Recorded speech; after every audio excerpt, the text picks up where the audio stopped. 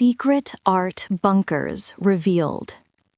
Imagine a masterpiece, a painting by Rothko, its colors so deep they seem to vibrate with emotion. A sculpture by Brancusi, so pure in its form it redefines space itself. Now, where do you picture it? Hanging in the hollowed halls of the Museum of Modern Art? Or perhaps in the ornate galleries of the Louvre, admired by millions? For a staggering number of the world's greatest artworks, you'd be wrong. Instead, imagine that same masterpiece swaddled in protective wrapping, sealed in a climate-controlled crate, and stored deep inside a concrete fortress, buried under a mountain or hidden in plain sight in a windowless compound next to an airport runway. It might not see the light of day or the eyes of an admirer for decades. This is not a work of fiction. This is the reality of the Invisible Museum, a vast, clandestine, and multi-billion-dollar network of ultra-secure storage facilities that have become the preferred hiding spots for the world's most valuable art.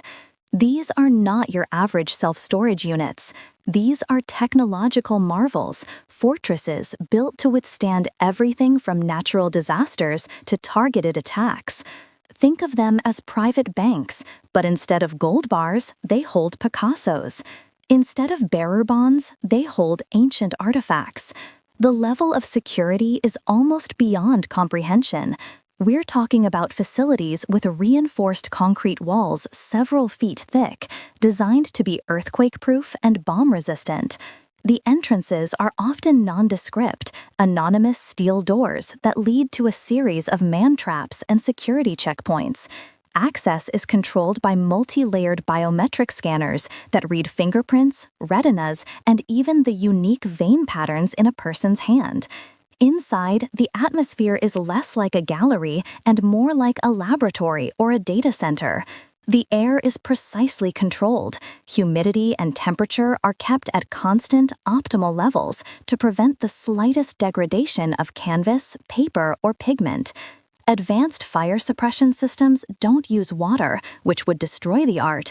They use inert gases like argon or nitrogen to suffocate a fire by instantly displacing all oxygen in a sealed chamber, leaving the artworks untouched.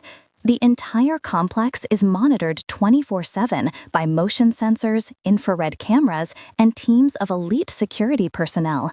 Some of these facilities are so large they contain their own private viewing rooms, conservation labs, and even framing workshops, allowing owners to manage their collections without ever having to expose them to the outside world. It's a completely self-contained ecosystem, a hermetically sealed world built for one purpose: to protect immense value in complete secrecy. The sheer scale of this hidden world is difficult to grasp. Take the Geneva Freeport, for example. It's one of the oldest and most famous of these facilities, a sprawling complex of warehouses in Switzerland with over 1 million square meters of storage space.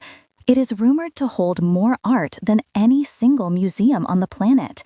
Inside its walls, an estimated 1.2 million works of art are stored, including a legendary collection of over 1,000 works by Picasso alone. And Geneva is just one node in a rapidly expanding global network. Similar facilities have sprung up in Singapore, Luxembourg, Monaco, Delaware, and Hong Kong. Each one acts as a black hole, pulling in cultural treasures from around the globe. It's estimated that the total value of art stored in the Geneva Freeport alone exceeds $100 billion. When you factor in all the other facilities, the value becomes almost incalculable, a shadow collection of human creativity worth hundreds, perhaps even trillions of dollars. But why? Why would collectors, people who supposedly love art, choose to lock it away in these sterile tombs? The answer has very little to do with love and everything to do with money and strategy. These facilities are not just warehouses, they are financial instruments. They are located in what are known as Freeports or free trade zones. These are special commercial areas legally considered to be outside the customs territory of the country they are in. This legal fiction is the key to the entire system. It means that an artwork can be flown from New York to Geneva and stored in the Freeport without officially entering Switzerland. And because it hasn't technically entered the country, no import duties, customs fees, or value-added taxes need to be paid. This can save a collector millions of dollars up front. But the real magic happens next. Inside the Freeport, that artwork can be bought and sold, changing hands between anonymous collectors from different continents multiple times over. And as long as the art itself never physically leaves the building, these transactions occur in a kind of legal and financial twilight zone, invisible to most tax authorities. It is a frictionless, borderless, and anonymous marketplace for the ultra-rich. The art ceases to be a cultural object and becomes a pure, untraceable asset, as liquid and anonymous as a cryptocurrency, but with the cultural cachet of a Da Vinci. This is the true function of the invisible museum, to transform our shared cultural heritage into a private, tax-exempt currency. But how does this system actually work? How can a masterpiece be bought and sold without anyone knowing, without a single dollar in tax being paid? The answer lies in the ingenious architecture of a shadow economy. Block 2. Art's shadow economy. The engine that drives the invisible museum is a powerful yet deceptively simple legal concept: the Freeport. To understand the shadow economy of art, you have to understand these unique zones. A free port, or a free trade zone, is a specific geographic area within a country that, for legal purposes, is treated as if it's foreign soil. Think of it like the International Transit Lounge at an airport. You can land, walk around, and get on another flight without ever officially passing through immigration or customs. You are physically in the country, but legally, you are in a state of limbo. Freeports apply this same principle to high-value goods. When a billionaire collector ships a $50 million painting to the Singapore Freeport, the crate is unloaded from the plane and moved directly into the secure facility. As far as Singaporean customs and tax authorities are concerned, that painting hasn't arrived yet. It exists in a state of permanent transit. This is where the financial engineering begins. The most immediate benefit is the deferral, or often complete avoidance, of massive tax bills. In many countries, importing an artwork triggers a value-added tax, or VAT, that can be as high as 20% or more. On a $50 million painting, that's a $10 million tax bill due immediately. By parking it in a free port, that payment is indefinitely postponed. The same goes for capital gains tax. Let's say the collector bought that painting for $30 million and is now selling it for $50 million, making a $20 million profit. In a normal sale, that profit would be subject to capital gains tax. But within the free port, the sale can happen tax-free. The ownership simply transfers. The painting doesn't move an inch. It stays right there in its climate-controlled bay. All that changes is a piece of paper in a lawyer's office, or more likely, a digital record assigning ownership from one anonymous shell corporation to another. This brings us to the second pillar of the shadow economy: radical anonymity. Transactions are rarely conducted between individuals. Instead, the art is officially owned by a trust, a foundation, or an offshore company registered in a place like the Cayman Islands or Panama. When a sale occurs, the seller doesn't sell the painting, they sell the company that owns the painting. This adds another thick layer of secrecy, making it nearly impossible for authorities or the public to track who is buying what. This system is so opaque that it has become a magnet for controversy. The Geneva Freeport, for instance, became infamous during the Bouvier affair, a complex legal battle involving a Russian oligarch and a Swiss art dealer who was accused of defrauding him of $1 billion. Many of the transactions for the disputed artworks, including works by Da Vinci and Rothko, took place within the secretive confines of the Freeport. This combination of tax avoidance and anonymity has made these facilities powerful tools for more than just collecting. They are instrumental in estate planning for the ultra-wealthy. By placing art in a Freeport under the ownership of a trust, a collector can pass on immense wealth to their heirs without triggering hefty inheritance or estate taxes, which can be over 40% in some countries. The art remains a family asset, appreciating in value, but its transfer remains off the books. Furthermore, and more troubling, is the potential for money laundering. The United Nations and various law enforcement agencies have warned that the secrecy and lack of regulation in the art market, supercharged by the Freeport system, make it an ideal vehicle for cleaning illicit funds. Someone can use dirty money to buy a valuable artwork, store it in a Freeport for a few years, and then sell it. The proceeds from the sale are now legitimate profits from an art investment, their criminal origins washed clean. While Freeports have recently come under more scrutiny and have implemented stricter client identification rules, the inherent secrecy of the system means the risk remains incredibly high. In essence, the Freeport system has perfected the art of detaching an object's value from its physical reality. It allows a fragile, unique masterpiece to be treated like a digital stock or a bar of gold in a bank vault. It can be used as collateral for a multi-million-dollar loan, with a bank holding the title to a painting it has never seen. It can be traded in seconds between a buyer in Shanghai and a seller in London, while the object itself remains in a vault in Luxembourg. This frictionless, hyper-efficient market is a paradise for investors. It removes all the messy complications of owning a physical object, security, insurance, transportation, and above all, taxes. So we have a system that allows priceless art to be treated like a commodity. It's efficient, it's secretive, and it's incredibly profitable for a select few. But what is the cost? What happens to the soul of art, to our shared cultural heritage when it's locked away in the dark? Block 3. Ethical Art Dilemmas. The rise of the invisible museum forces us to confront a profound and uncomfortable question: who is art for? At its core, this is a battle between two fundamentally opposed ideas.